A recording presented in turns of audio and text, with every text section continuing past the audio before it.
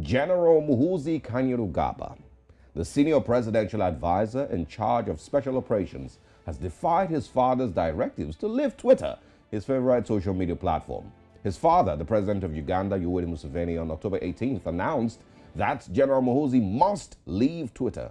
Museveni is said to have had discussions with Muhoozi over his use of the platform, in which he insinuated plans to attack neighboring Kenya's capital, Nairobi, in 2 weeks, a tweet which resulted in counteraction from Kenyans. General Muhoozi is seen as a popular figure on Twitter, and his comments on the platform raised a lot of debate and controversy. And one could compare his tweets to the ones of former US President Donald Trump, which, interestingly, is the only person. He did tweet once saying that Donald Trump is the only white man that he respects. Let's now bring in media analyst Hamza Kitakule, who will join us this morning to talk about it. Good morning, Hamza. Thank you for joining us.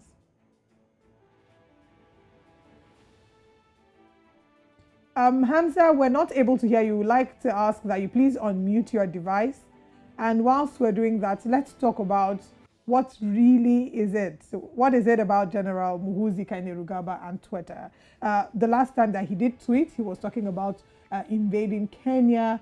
And well, that's the last tweet that created controversy. That created controversy before this more recent one. And he did talk about, invading Kenya. And his father, the president, had to come out and do a public apology, which raised the question, why is the president apologizing for his 48-year-old son, who ought to be able to take responsibility for himself? Doesn't it make us realize that he might be unmanageable? And, when they talk about the Muhoozi project, is this man going to be fit to take over from his father?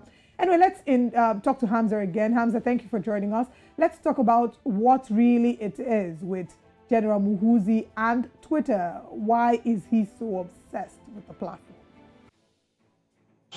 Well, the line is not clear, but hopefully you can hear me. Well, the Chinese said these are very interesting times in Uganda here.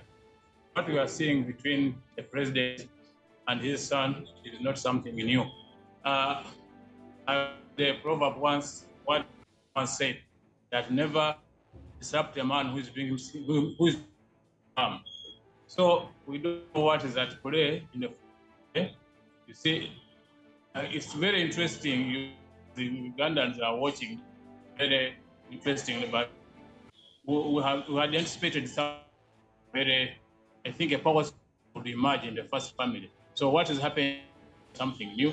But again, we can take it on the surface. Politics is politics. We don't know. They could be setting to see who is pro Museveni and who is pro the son. But Ugandan politics is very interesting. So we can't say for sure what is playing out and what will this do. All right. We don't have very clear audio from you, Hamza, so we may have to, of course, bring you in again, at the time when we can get that sorted. But thanks anyway for your time this morning. Thanks for joining us. Just to also, share some of General Kainerugaba's tweets, some of the things that have made him pretty interesting. And he did get to apologize, by the way, for the tweet at Kenya. And he tweeted here, "I've never had any problem with Afande Ruto. If I made a mistake anywhere, I ask him to forgive me as his younger brother. God bless East Africa." But it gets even worse. He tweets here, "Why are our girls going to the Middle East for jobs as waitresses, house girls, and nannies? I hear they are suffering there. Don't we have these jobs here?" Also, to the Ugandan opposition, "After my father, I would defeat you badly in any election. Ugandans love me more than they will ever love you." Wow. This is a 48-year-old general, by the way. He also goes on to say, "As I said, I am your guide into the East African Federation. I shall show you how it can be done. Those who approve, retweet, and like." Like a regular Nigerian influencer. Yeah. "As your leader, appointed by yourselves, fellow African youth, I urge you to demand the immediate unification of East Africa. This is our minimal political program. The rest, I will guide you." He then here says, "I will be the Mahatma Gandhi or great soul of East Africa. I shall unite our countries according to the commandments of our God, Jesus Christ, and God be praised always." This is in reaction to the story we're talking about now. He says, "I hear some journalists from Kenya ask my father to ban me from Twitter. Is this some kind of joke?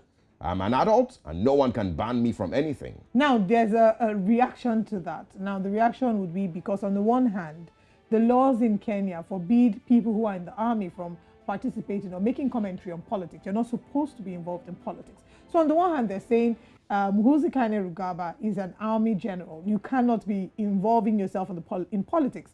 But those who are rising to his support are saying he's an individual that is allowed to express his freedom on social media. What exactly is freedom of speech? You know, those are some of the questions that they are asking. But Kainerugaba Muhoozi has put out some really controversial tweets supporting Russia's invasion of Ukraine, you know, saying Donald Trump. Of course, he does remind us a lot of Donald Trump, because Donald Trump is another man who used to tweet a lot. Sometime earlier in the year, he tweeted that he was leaving Twitter. But 2 days later, he came back. He said he was leaving Twitter until Elon Musk buys the app. 2 days later, he was back on the app. Yeah. So I think one thing that this shows us, one, is the fact that he acts on impulse. He's very impulsive.